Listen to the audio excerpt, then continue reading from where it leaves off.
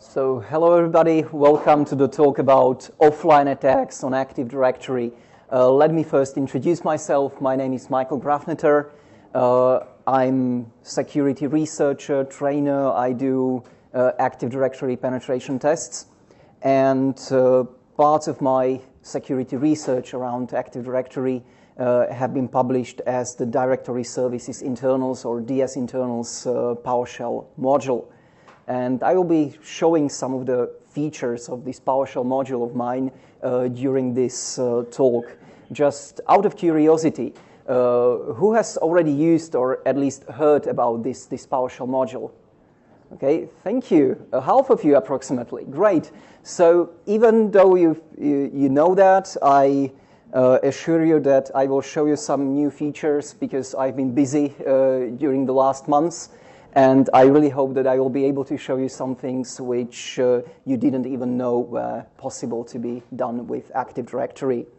Before we start, please don't try anything of what you're going to see at home. Or better said, do it at home, but don't do that in production environments, okay? It's totally unsupported. Nothing you're going to see or hear during this talk is supported by Microsoft, okay? So bear this in your mind, please.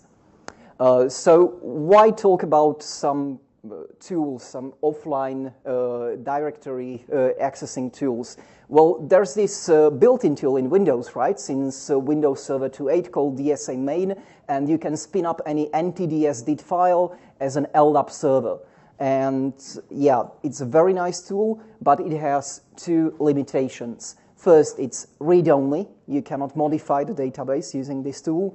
And second, it doesn't show you the secret attributes like password hashes, supplemental credentials, and so on. So that's why I started writing my own tool set, because of those two reasons. And the oldest tool I've written a couple of years ago is this commandlet called get_addb_account.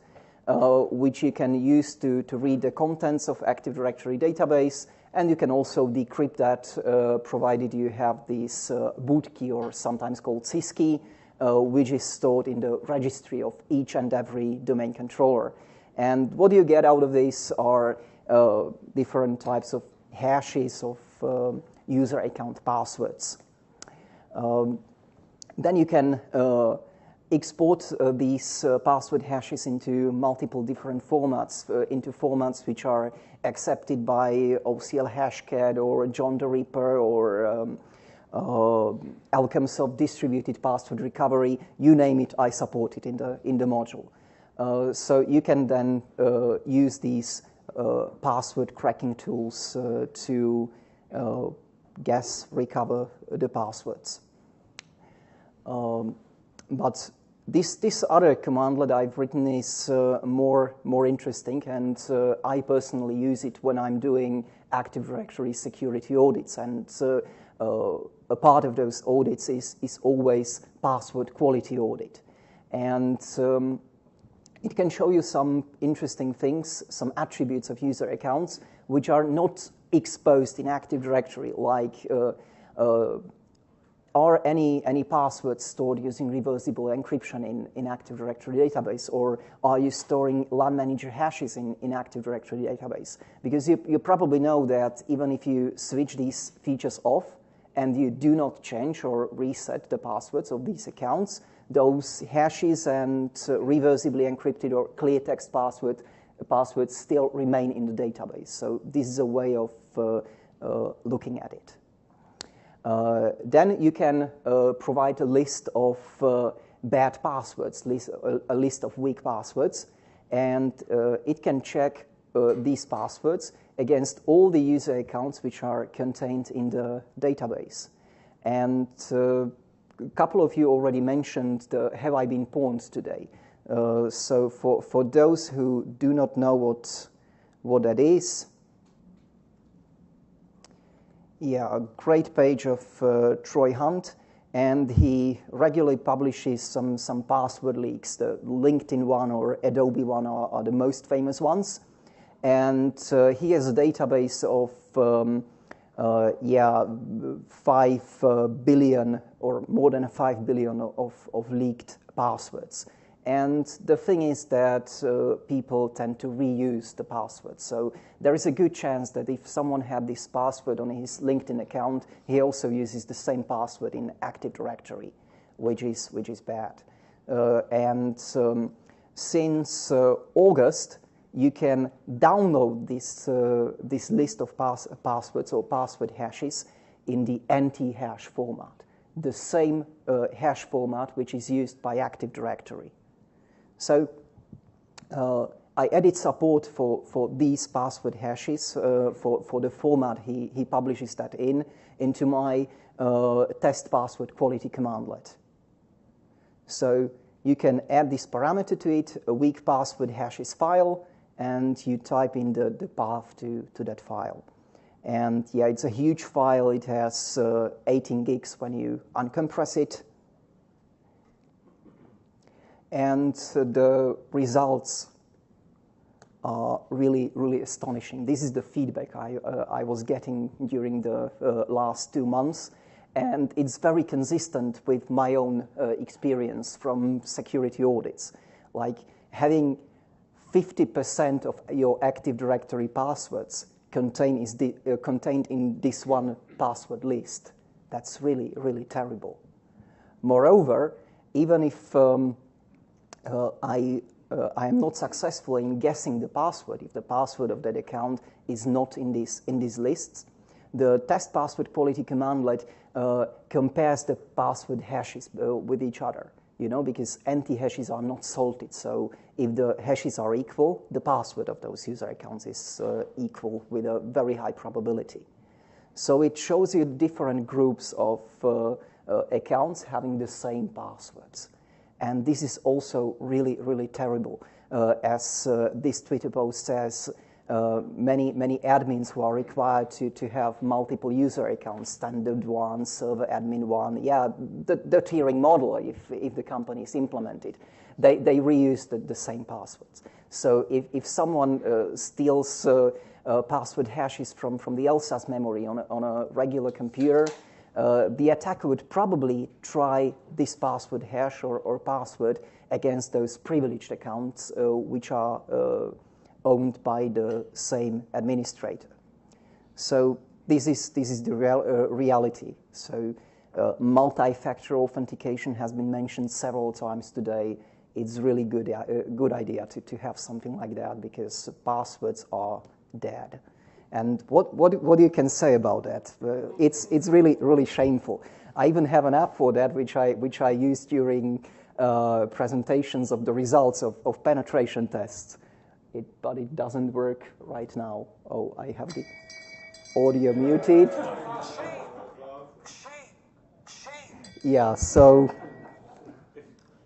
that's the only answer. So this was extraction of information of hashes from Active Directory, but you can do so much more with Active Directory database. And let's start talking about group membership modification.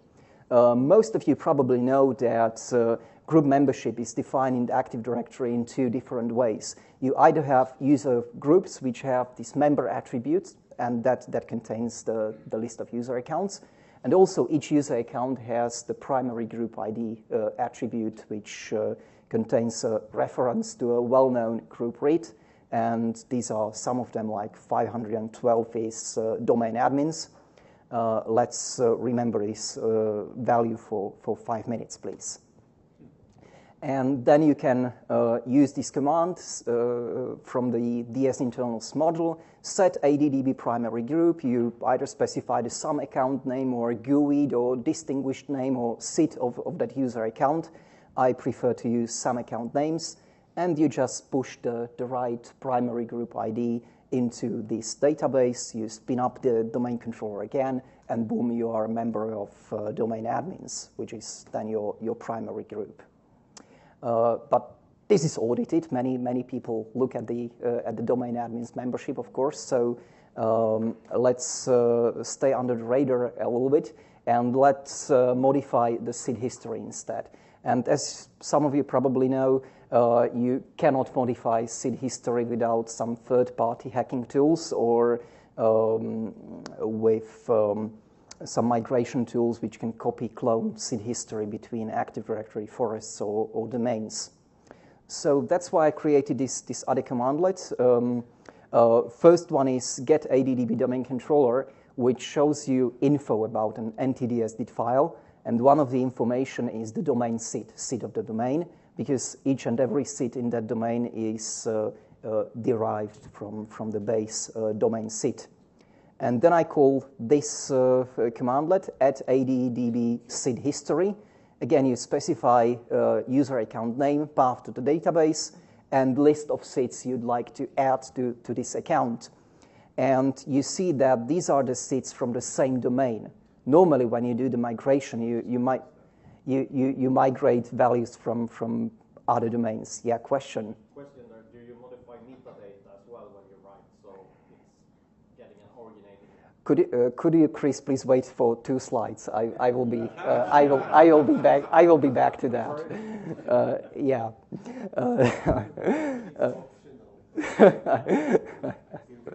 Okay, so you can forge SID history. You can add yourself to domain admins, enterprise admins, and so on. And then if you look at the group membership of that account, you still would see domain users, but if you log on to Windows, you type who am I, you would see that you have this group membership in your security token. Some might propose to use SID filtering, but SID filtering only works on cross-forest trusts. It doesn't work in intra-forest stuff, and it definitely doesn't work in intra-domain stuff. So SID filtering won't save you from this specific case. And now comes the question. When I do these modifications you've seen, do you think that the modifications would get replicated or not? Yeah, of course. We will look at the replication metadata later, and you will see that the metadata are updated. A thing I've implemented last month is offline password reset. So you can provide a new password for any user account, and then a new code kicks in, and I tend to call this code the keymaker because it derives all the necessary hashes from your password, the NT hash, the different Kerberos hashes for AES, for DES, WDigest hashes, and all of these values get encrypted and written back into Active Directory database. So if I go to the properties of this user account, we see that the account is just a member of domain users, no domain admins. So let's change that. So first, I'm going to need to stop the Active Directory service. Normally, if I were an attacker, I would do that totally offline with a server turned off. But I do not have that much time now. So stop service and TDS and force that. Yeah, now Active Directory is not running and I can access the database. So first, enable the account. Enable the account, which is defined by account name April, and the database DB path is the NTDS-DID file. Boom, the account's been enabled. Let's add the account to domain admins, because I don't like domain users. I cannot do much with domain users, right? So set-addb primary account group, and the primary account group ID would be the value I told you to remember. So what value was that? 512. Thank you very much. I don't remember it myself. So yeah. So now the account is a member of domain admins, but I don't remember the password for this account. So let's reset the password. First, I'm going to need to know the key which is used to encrypt the database, and it's stored in registry, as already said. I'm an admin on this domain controller, so I can directly read it from the registry.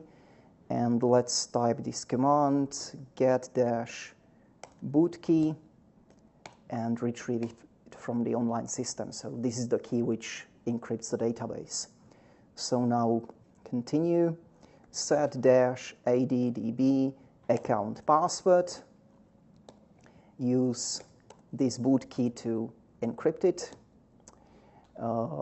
for some account name April, and the database again will be the local ntds.dit file. Boom, and it's asking me for the password. I do not like complex passwords, so let's just put letter P in as password so that I remember that.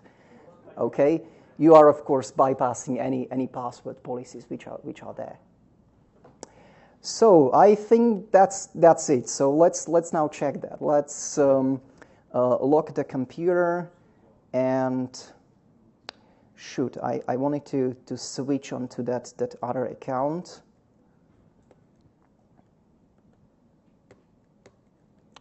Oh, let's do it in a different way. Sorry.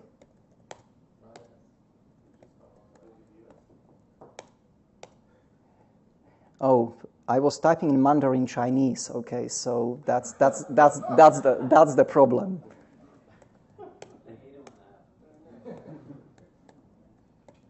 What am I typing?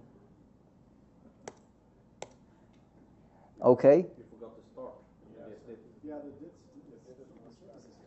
Shoot, I've forgotten to start it. So that's why I'm not able to log in. What's your DS? Reboot. That's what I didn't want to do. Okay, and I'm totally logged out. That's right. Sure. Okay, so before that machine continues running, again, as already said, the replication metadata gets correctly modified. So the version of that attribute gets modified, the USN of those password-related attributes, password last set, highest committed USN of the database gets modified. You really have to do many changes to get it into replication. But you see all those modification commandlets have this optional switch called skip meta update. And if you provide this skip meta update, it won't do all those operations I just mentioned. And if you don't modify it, then the change will stay locally on just that one domain controller where you did that change.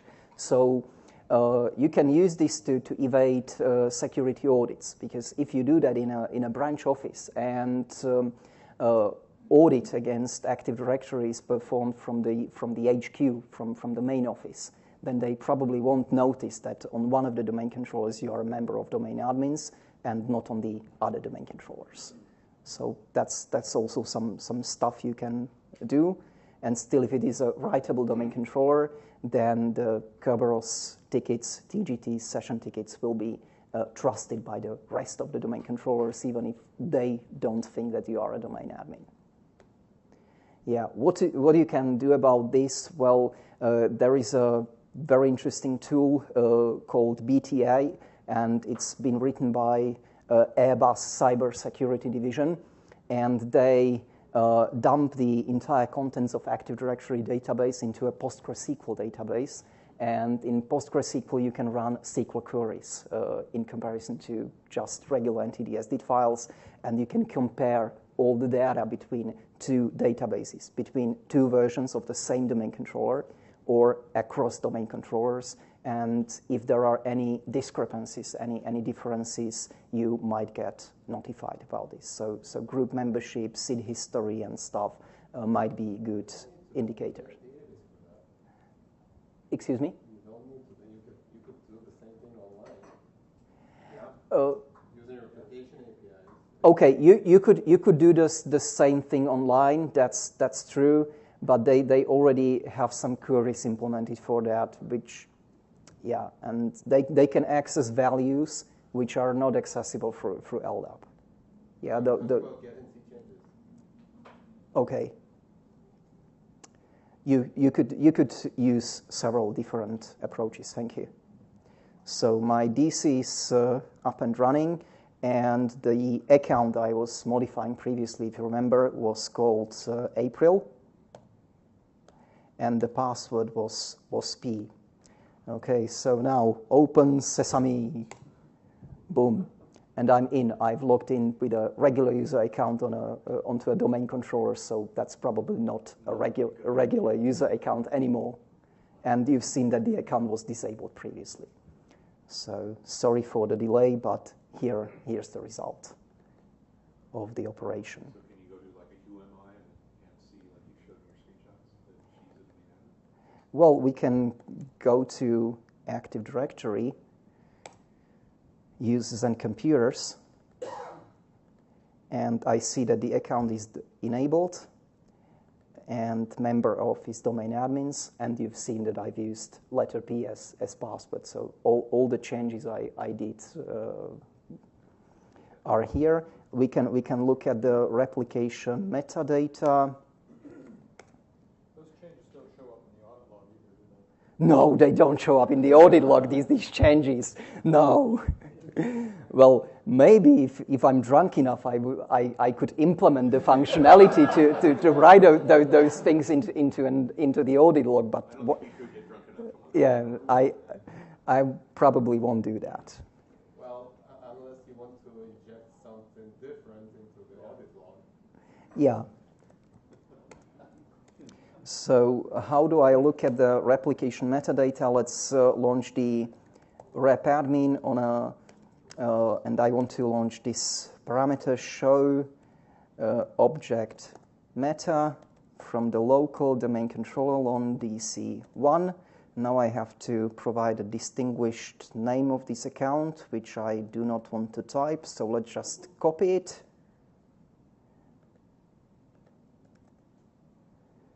Distinguished name, punk.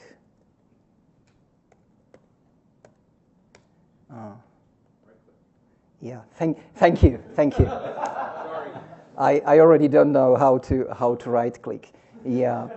All the time, so it was sticking my own head. Thank you.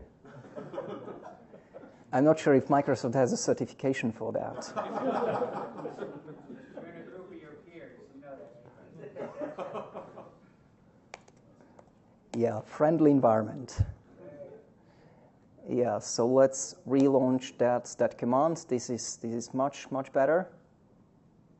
So which attributes have been modified? You see that all the other attributes have this old invocation ID here, but these attributes I have modified have the current USN invocation ID, originating USN, timestamp of that operation. So you see user account control because I enabled the account. You see primary group ID because I changed the group membership, and all the password related stuff, which is LMPWD history and Unicode password, supplemental credentials, and so on. So these are all the things that got modified by those commands you've seen.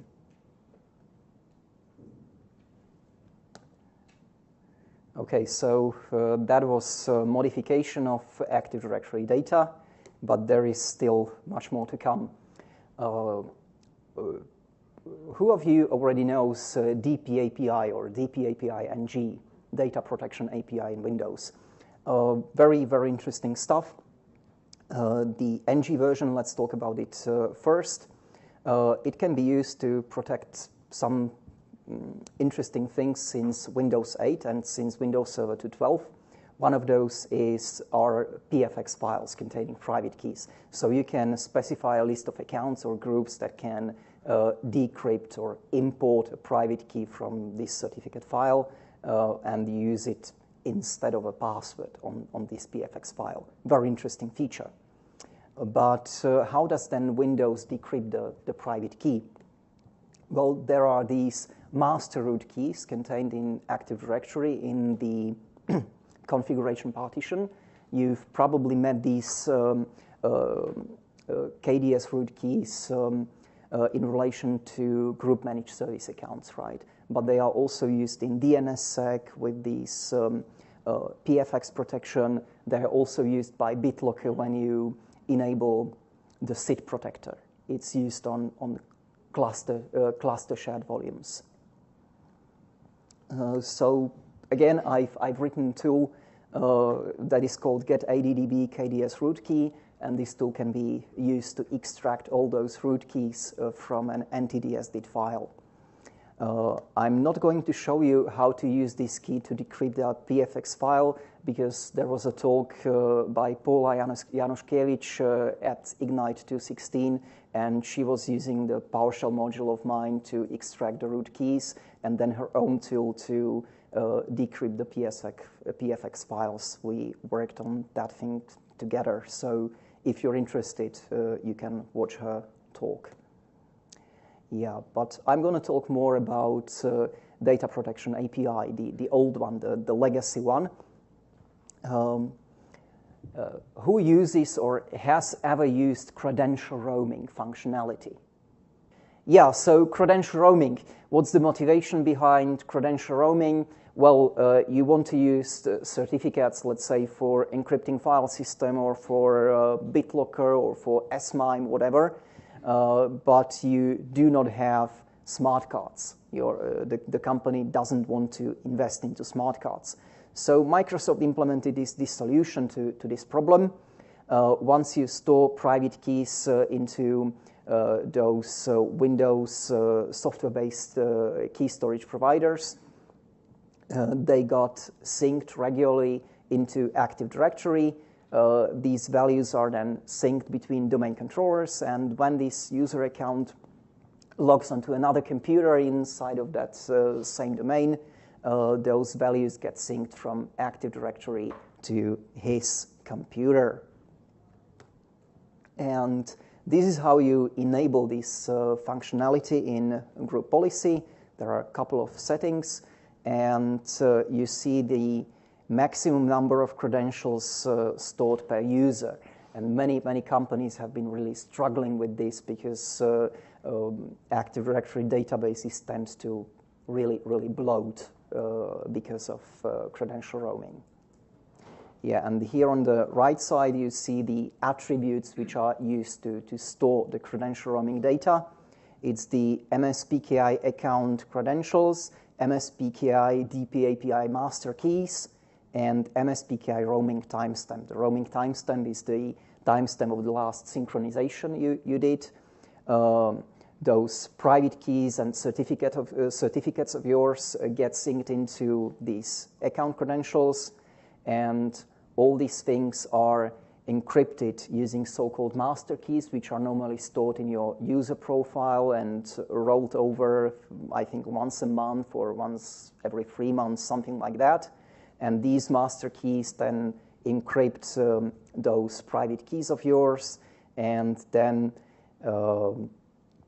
some hash function is applied to your password, and that derived key then encrypts the master keys. So a very complex hierarchy of several encryption layers, but basically your password encrypts that.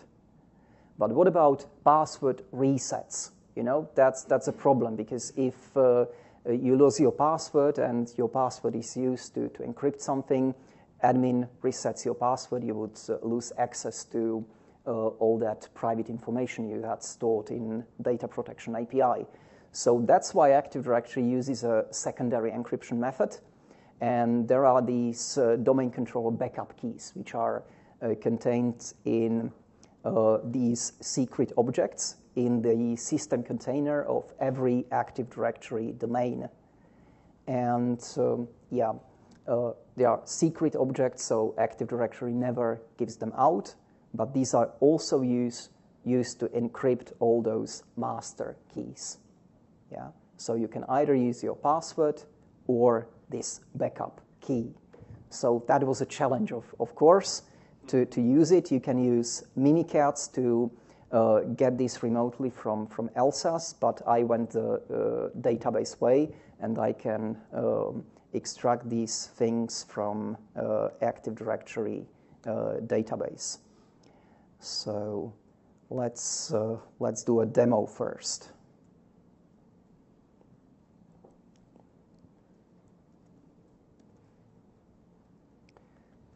Sorry. So what do I have here? I have an install from media backup of a domain controller, meaning I have the ntds did file, the database, and I also have the system registry from that domain controller. And this is an output folder. It contains almost nothing, just Mimikatz and one PowerShell script, for now at least. So let's switch to PowerShell, and let's first get the boot key from that registry file. Get-boot key. And now you see that I am on Windows 10. It's not a domain controller, so I will have offline access to that file.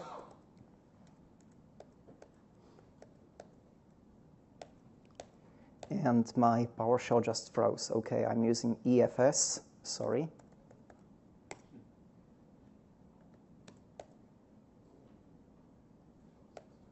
Yeah, now it works. It sometimes encrypts some PowerShell cache files, and PowerShell can't continue without me decrypting that. Okay, so that file was in the credrom directory, registry, system. Sorry.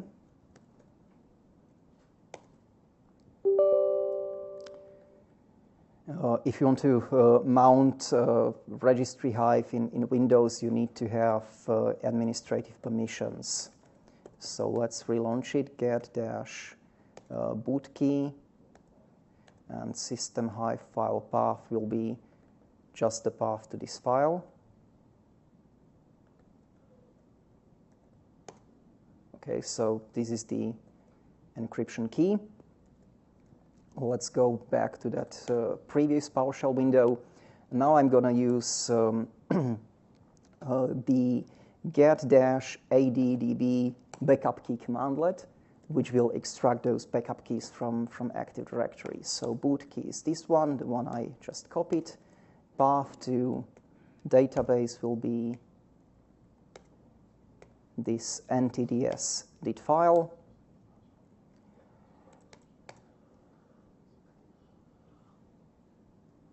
And this is the information I retrieved, but I'd like to get that information stored into a file. So let's use another command called save-data protection API blob. And path to the target directory will be this credrom output folder. Boom, and I saved it in, I used the same naming convention as Mimikatz does so that we are interoperable. And here is the certificate of that domain backup key. You see that it's expired because it's not a regular certificate. It's just there to store the public key.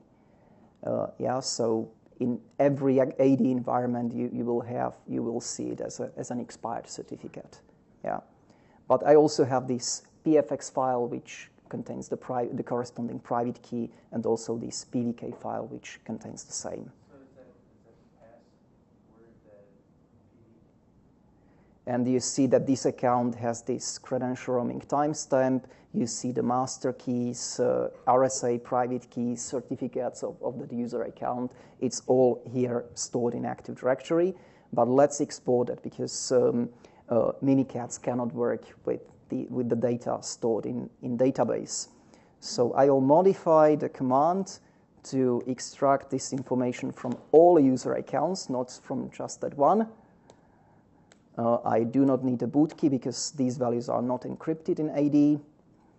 And let's again pipe it into the save dp API blob commandlet. And the directory path will again be the credrom output folder. Boom.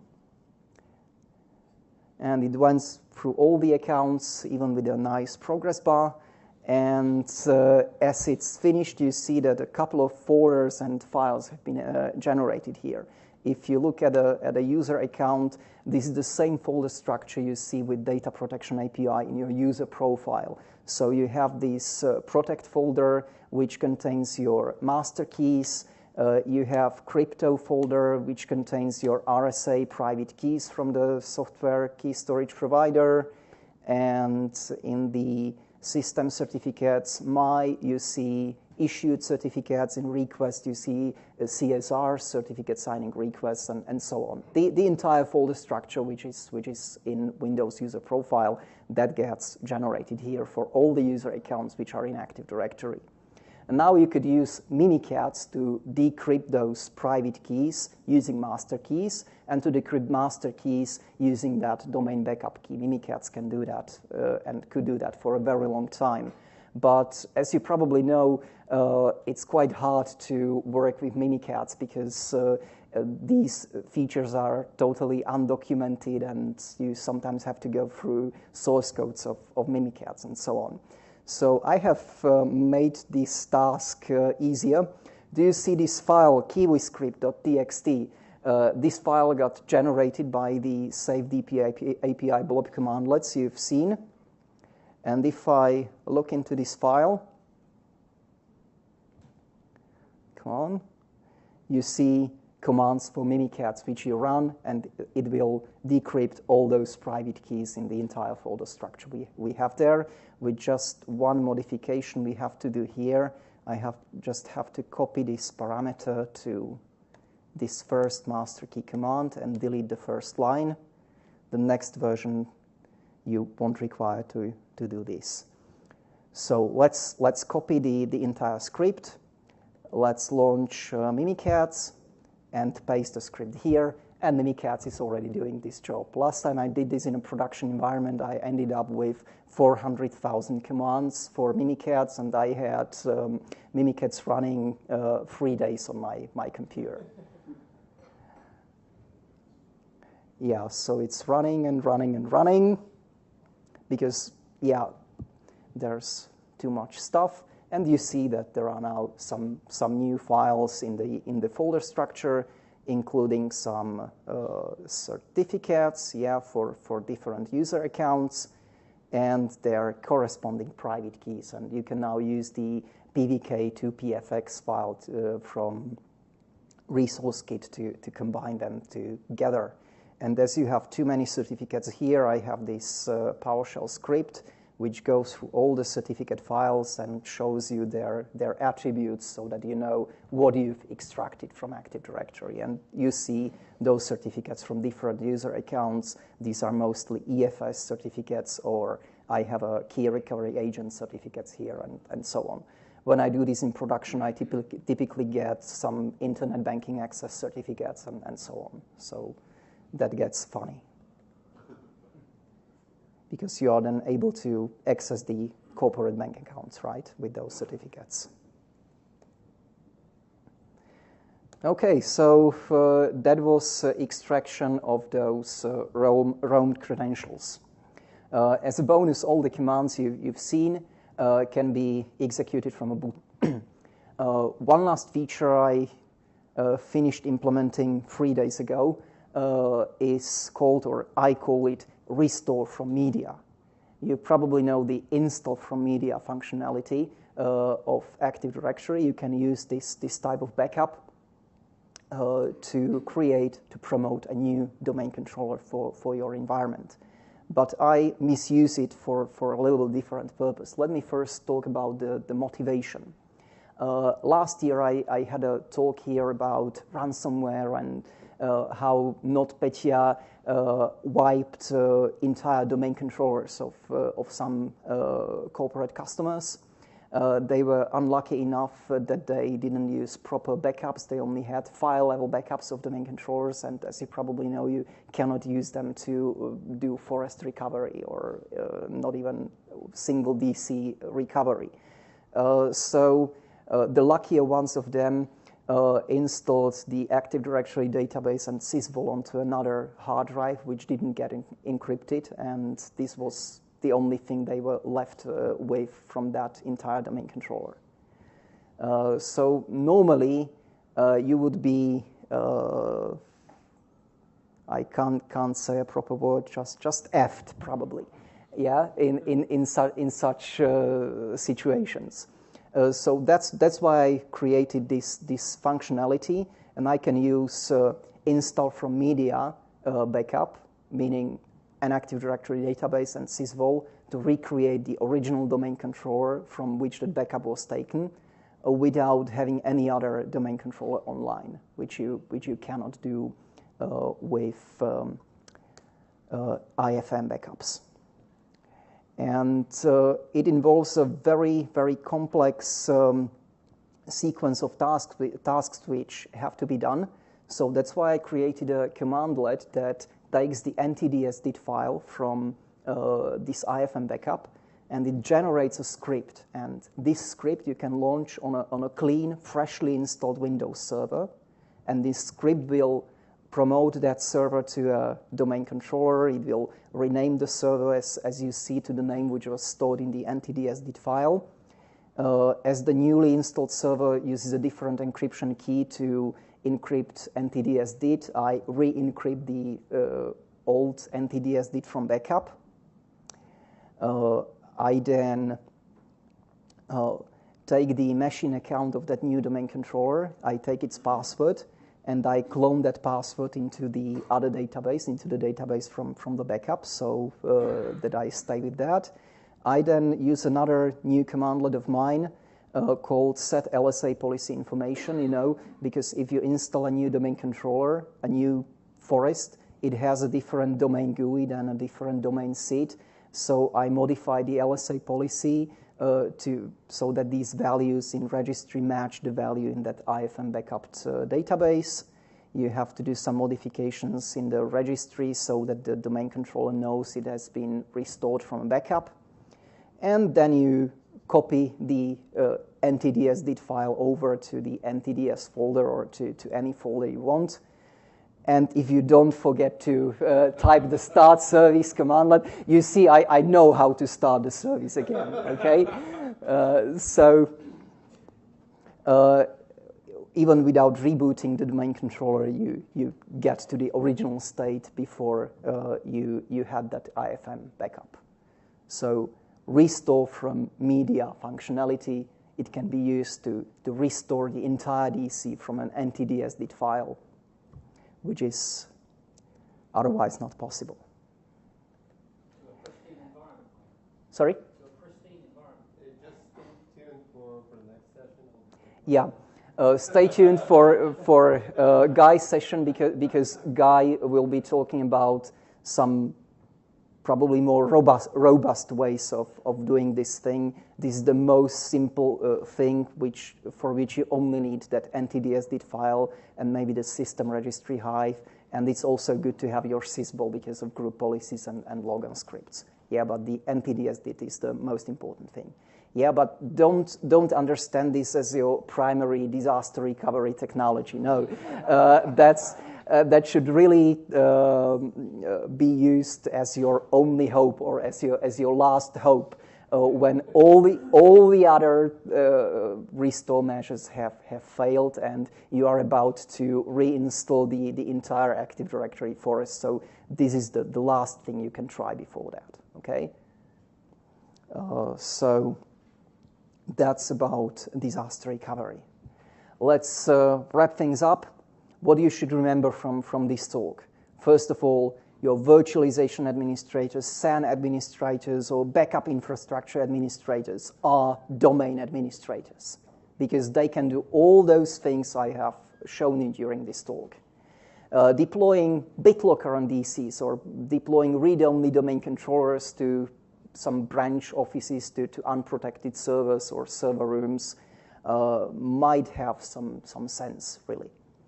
Then perform regular AD security assessments, do audits, compare those things, have monitoring for security-related changes in Active Directory, like group membership and SID history. Monitor these things so that you can react on some malicious things.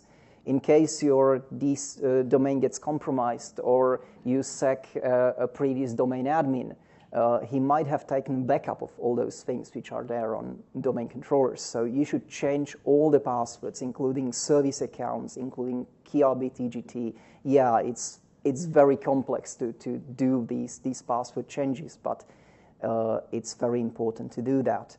And you should also plan for proper disaster recovery before disasters happen to you. So we started with a disclaimer, so let's end with another one. Yeah, do you have any questions? Okay, so you had some private questions. We can continue after the talk. So thank you guys for your attention.